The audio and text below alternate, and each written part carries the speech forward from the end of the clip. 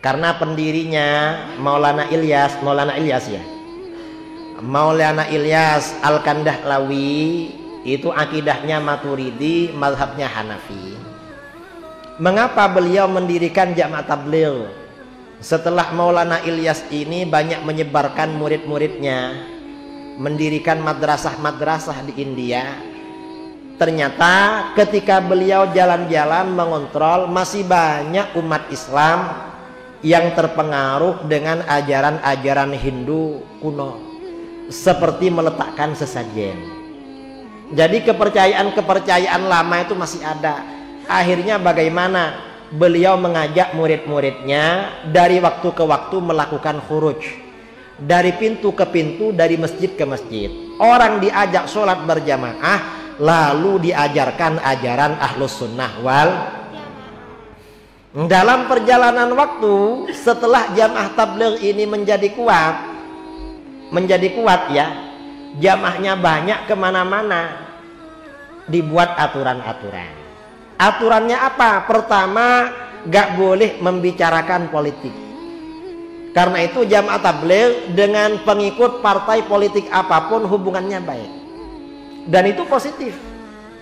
Yang kedua, gak boleh membicarakan perbedaan mazhab. Nah, yang kedua ini mengakibatkan sebagian mazhab di luar Ahlus Sunnah masuk, yaitu Wahabi. Akhirnya Wahabi masuk. Karenanya sebagian Wahabi ini masuk ke Jamaah Tabligh menyebarkan ajaran Wahabinya. Cuma di Indonesia, karena ada 2 pondok pesantren Ahlus Sunnah yang kemudian masuk ke Jamaah Tabligh. Di Jawa Timur, pondok pesantren Al-Fatah Temboro Magetan.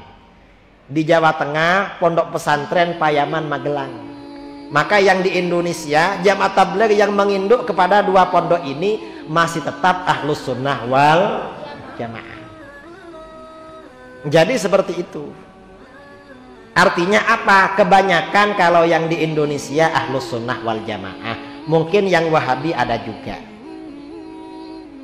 Mungkin ya, yang asalnya Wahabi. Karena setelah di sebagian Jamaah Tabligh ini terpengaruh Wahabi, Kiai Uzairon di Temboro menginstruksikan jamaahnya, tolong dibaca buku-bukunya Pak Idrus Ramli, katanya. Mengapa? Biar gak terpengaruh dengan Wahabi.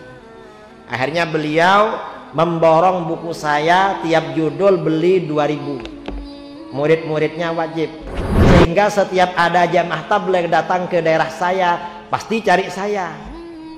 Mengapa? Karena pembaca bukunya dianggap gurunya Jamaah Tabligh. Jadi sebenarnya pada umumnya biasanya Ahlus Sunnah wal Jamaah, biasanya begitu. Dan gerakan mereka ini kan organisasi ya. Di Indonesia ini organisasi ada NU, ada Muhammadiyah, ada Jamaah Tabligh, ada Perti, ada Wasliyah, ada apa lagi? Ada Al-Irsyad, ada Nahdlatul Wathon, dan lain sebagainya. Tiap organisasi itu manhaj, cara gerakannya beda-beda. Kalau Jamaah Tabligh, manhajnya memang khuruj dari masjid ke masjid, dari rumah ke rumah ngajak orang berjamaah. Kadang begitu, ada yang berhasil, ada yang enggak. Ya namanya orang berdakwah. Ini mereka. Jadi ada yang seperti itu. Kalau Nahdlatul Ulama itu manhaj dakwahnya bikin pondok, bikin madrasah, ngasih pengajian, ya seperti ulama-ulama dulu lah. Itu manhajnya manhaj dakwahnya seperti itu. Kalau Jamaah Tabligh ini memang khuruj, kadang sebulan 3 hari, ada yang sebulan berapa, ada yang setahun 4 bulan, macam-macam. Dan mereka ini selalu mengajak orang lain khuruj. Dulu ada Jamaah Tabligh datang ke rumah, Pak Kiai kapan mau khuruj, katanya. Saya tanya, sampean khurujnya berapa lama? Sebulan 3 hari. Saya itu kadang 3 hari di rumah, yang lainnya malah khuruj. Kata Pak Yai, kalau khuruj ajak-ajak dong, katanya. Biar kita ini tahu jurusannya. Udahlah, kamu khuruj sendirilah. Kadang begitu. Karena mereka ini akrab dengan saya, Jamaah Tabligh yang ke rumah ini biasanya saya minta untuk mengawasi masjid-masjid yang dimasuki Wahabi. Kamu khurut kemana? Tolong datangi daerah sana, katanya Wahabi masuk. Biasanya mereka berangkat, diajak kerjasama memang. Dan biasanya masjid yang ada jamaah tableghnya di kampung-kampung, jamaahnya itu hidup, betul. Yang nggak ada jamaah tableghnya kadang hidup, kadang nggak begitu hidup. Memang seperti ya, memang jamaah tabligh ini ada kelebihan, ada kekurangannya, dan semua organisasi pasti seperti itu. Tapi selama di dalam koridor Ahlus Sunnah wal Jamaah, saya kira gak apa-apa. Cuma manhajnya beda lah.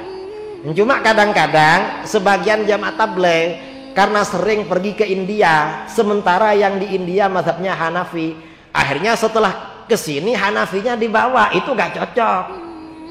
Karena kita ini mazhabnya Syafi'i. Jadi perlu diperhatikan, seperti tahlilan, kadang karena di sana gak ada, di sini gak tahlil. Seperti maulid itu gak cocok. Ya, mestinya ya tetap dijagalah mazhabnya itu. Saya kira seperti itu.